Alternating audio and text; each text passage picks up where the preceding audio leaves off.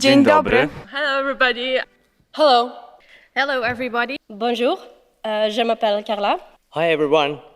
It's a pleasure to be here today. Dobré ráno, dámy a pánové. Bonjour. Hello everyone, my name is Stephanie. And I'm Konsti. Good morning. Tere hommikust! Hello European citizens. We're students from St. Paul's in the lovely Flemish town Herzele, and we're very honored to be here. One wise man has said that yesterday is a history, today is a gift, and tomorrow is a mystery. Our today is the European Union. Let's create today's well-being together.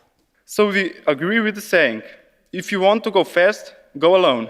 If you want to go far, go together. EU's future as an alliance is more important than ever.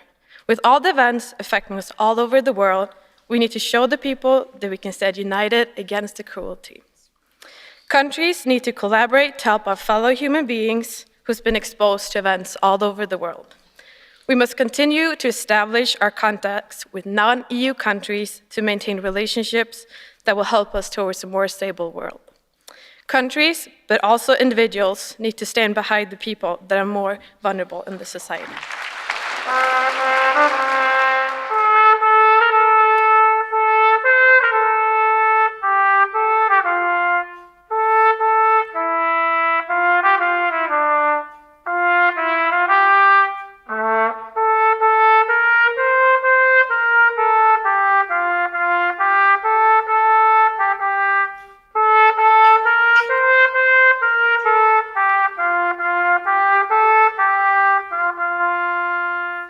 Thank you so much.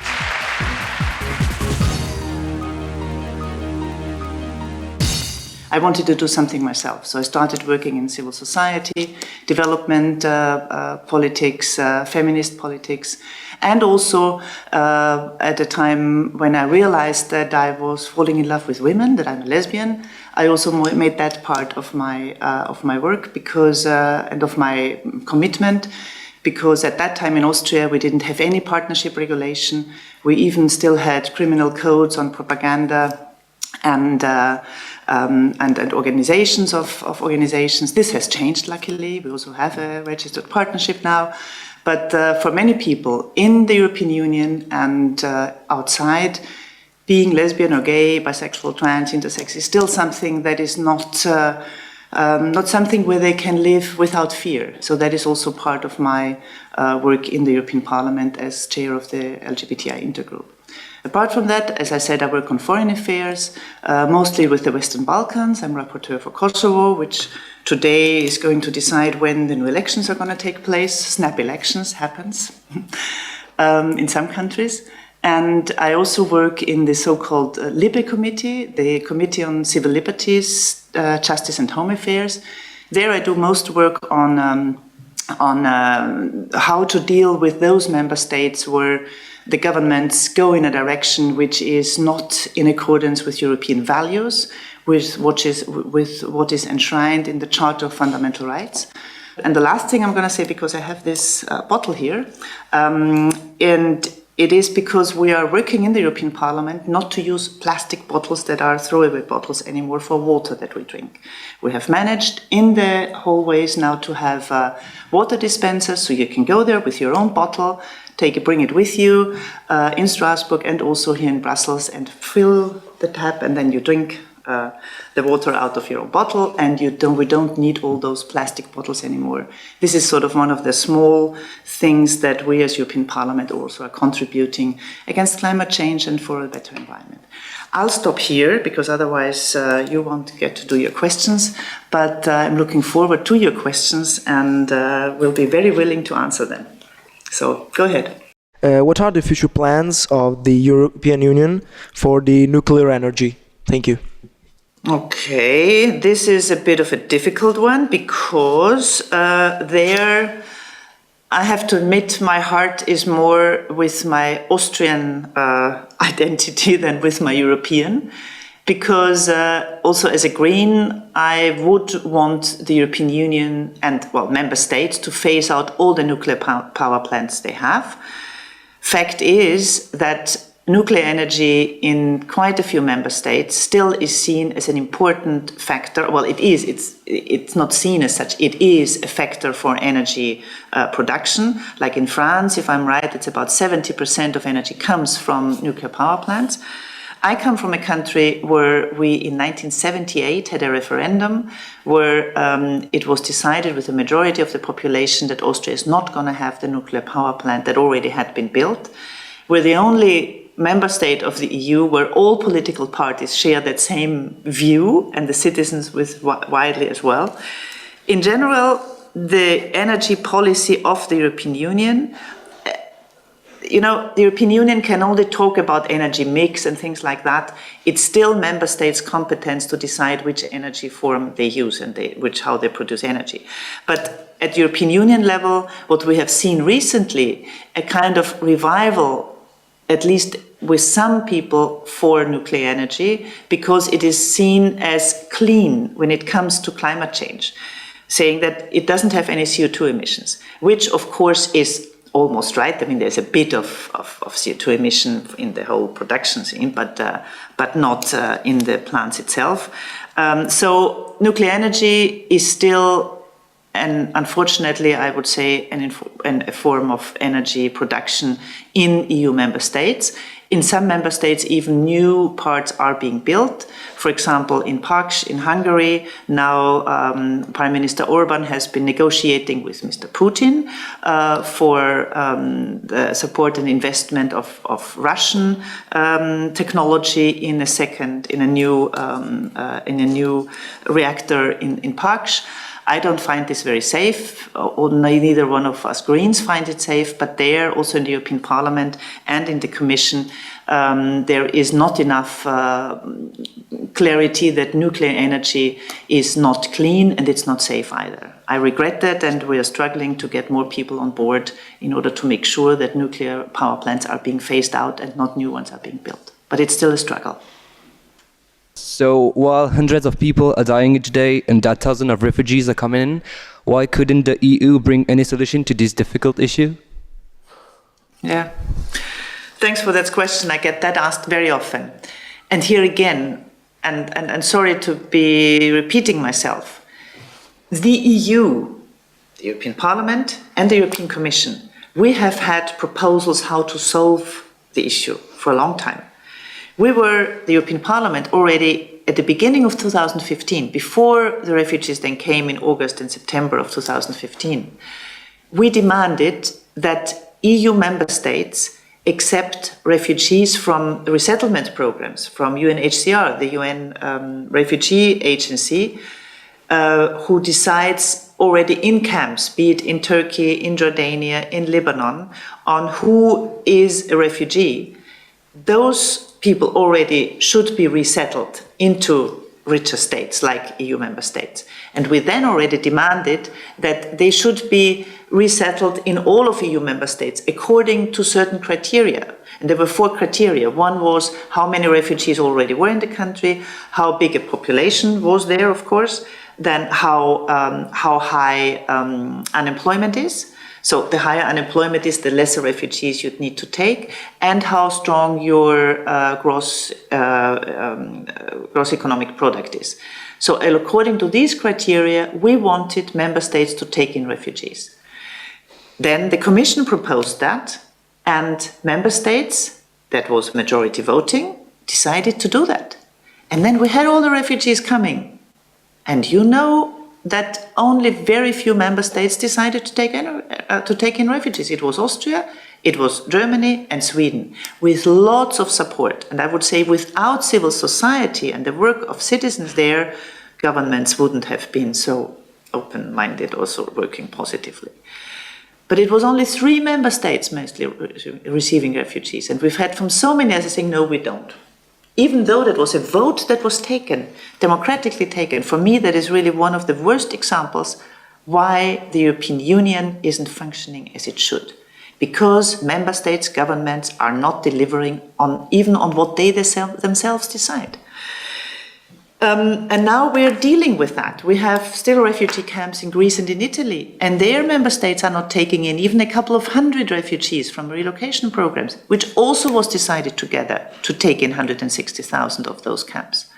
So that is where also sometimes really and you can, I guess, feel it from the way I'm speaking, my annoyance comes from, that decisions are taken, democratic decisions, and they're not delivered.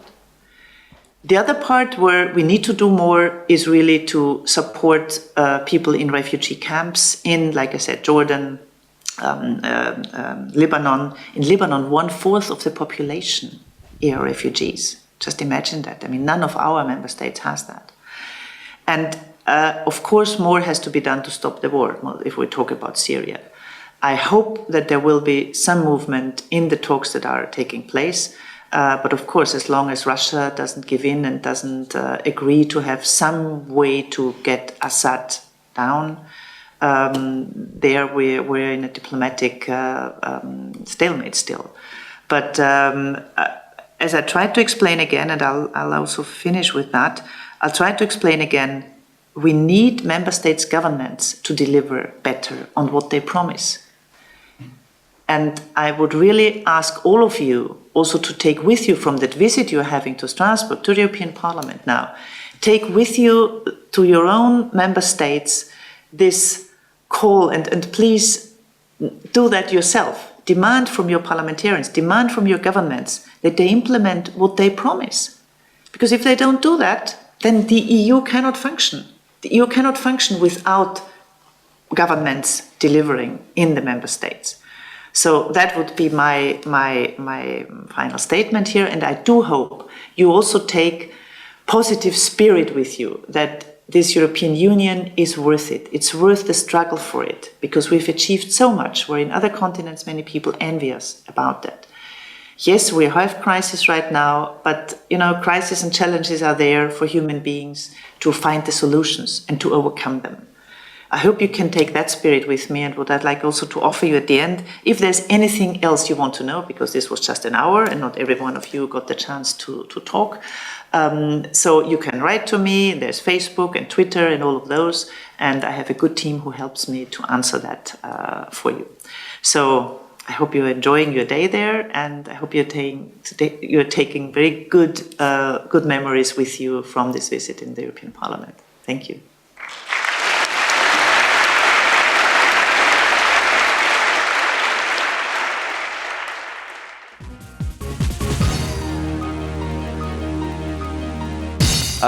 The main thing we would like to present is raising awareness. For example, not all people realize what we're up against. Not all people know that there is actually global warming happening. So we should, for example, start by investing in an eco program in school, and actually making students and showing them the mountains of trash we are creating, and that 70% of them can actually be recycled if we actually try. Another way to promote recycling would be ads on TV and the internet, since 4 billion people are actually connected, and this is a way of communication, and it's a very efficient one. Another topic would be the economy. For example, recycling would, in Germany, for example, you can buy a bottle of water, and when you finish it, you can return it and get 30 cents back, which is actually, which would add up. We discussed e-cars a lot, and we came to a conclusion that we should buy e-cars, but not right now, electric cars, of course. But not right now, only after the old ones break. And that applies for all electronics, phones, computers, anything. We should use it until it breaks and not get a new one just because it's trendy. Okay. Encouraging people to not import and actually use what they produce. For example, say in our country we can grow tomatoes. Well, we should encourage people to actually buy tomatoes from the local farmers and not import them from another country, because that would mean a lot of traveling and CO2 emissions. Everything starts from the bottom.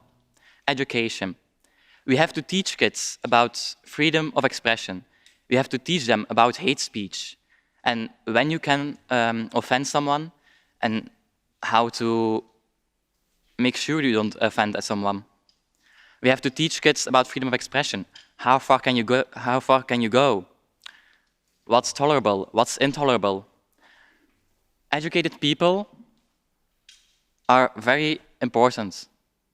They need to know how far they can go in regards to freedom of speech. Now, the second point we agreed on is where do we draw the line?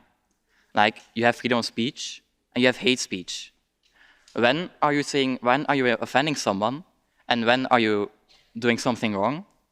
And when are you just expressing your own opinion? Well, we decided we have to lay the power to choose when something's tolerable and when something's intolerable to the courts. We have to let them decide when it's tolerable, when it's intolerable, because it depends on every situation. When I'm speaking to someone in person and I'm saying something offensive, it can be less severe, it can have less severe consequences than when I say something offensive on television where millions of people can see me. So the power of decision lays with the courts. But the courts at this moment are slow. In some countries, when you do a complaint, it can take months before they reach a decision.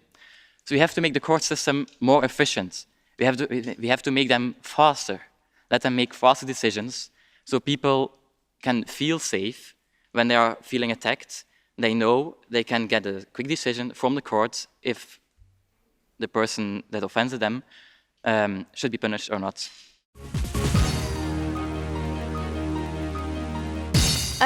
When we aren't at our strongest, how can we even help other countries? To make sure we can get financially stronger, one of the things we can do is we should try to control the money spent inside the European Union. Even in countries within the European Union, like Romania, money is hijacked by politics. And to prevent this from happening, we should need to establish control on a higher level. For example, the European Parliament should decide how the money in a country is spent. And when we are able to control the way the money is spent within our union, we will be able to prevent a lot of money from being wasted.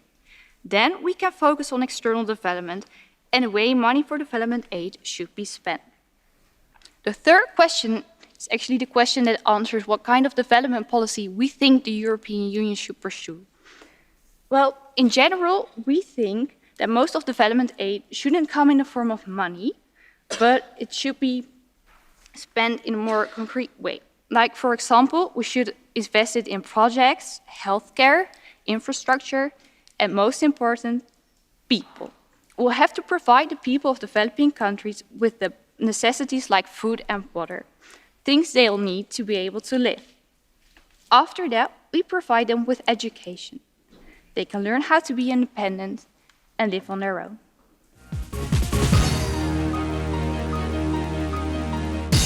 We discussed that all the European countries have to be united, have to gather their thoughts and forget all the wars, forget all the past, and have to stay together and move on. Every European state must have their importance, although small, big, everyone has to be equal, no matter the size, because it's not fair. We thought it's not fair that all the countries that are big control the small ones, because the small ones have the rights, have the population, have the same everything as the big ones. And all the Europeans, I know not everyone must agree with me, but all the Europeans must be integrated. As an example, for I know German must be integrated with the Maltese, and vice versa. The same education level. We thought that the same education level must be equal to all. For example, if somebody from a country wants to study abroad, he have to continue from where he left, not have to start all over again and apply their education. And as an English as the universal language, we thought that we use it in Europe too. Countries don't have to take refugees at the moment. If they don't take refugees, there's a fine, but rich countries can afford this and others cannot. And these rich countries would likely be able to take and support these refugees better than others, but because they're able to afford the levy or fine, they can get out of it. So really, we just want to ban this option. They should not be able to just pay a fine or tax and not have to take refugees. They should have to do their part and help out. The second point we discussed was that every country, this is a proposing of a plan, every country would be given 6 months to decide whether or not to accept a refugee. And this refugee will be living in their country, adjusting and learning about everything and applying for jobs during this time. While a refugee is living in a country, they are supported financially by the government. After these trial 6 months, the country would decide whether or not they would accept the refugee permanently or not. If a country denies a refugee, they're relocated. If a refugee is accepted, the government will then decide whether or not to continue their financial support. Naturally enough, if the refugee has gotten a job and can support themselves, the government will no longer aid them. If they don't have a job, the matter of whether or not they can receive funding is based on whether they are applying for jobs and trying to contribute to the society. If they're not doing so, their financial aid will be withdrawn. The third point we discussed was whether or not we should try to focus on solving the problem in the country that a refugee is coming from, but just perhaps cure the disease and not just treat the symptom. We would instead focus our funding on the country's recovery and help them rebuild. Our first point is about an European Central Employment Agency where you, as a young European, can apply for a job. This agency uses your curriculum vitae to find a job somewhere in Europe. This way, if your own country doesn't have a job that suits you, you can find a job somewhere else in another country in Europe. Our second point is about internships. We as a group found that experienced workers should help out younger people in finding their way in a future job. Every school or university should save time for this. That way, they even gain the required experience that is asked for in a lot of job interviews. Furthermore, students should learn more about how to apply for jobs, how they should present themselves, and about what they really want their future jobs to be. Because it's a pretty hard task. We also thought about improving the school system to, in this way, improve your chances on finding a job. The first example is about the Erasmus+. We thought that it would be a great loss if this would actually end in 2020. So we think that this should be prolonged to improve your social development and international contacts. This helps in getting a job in the future.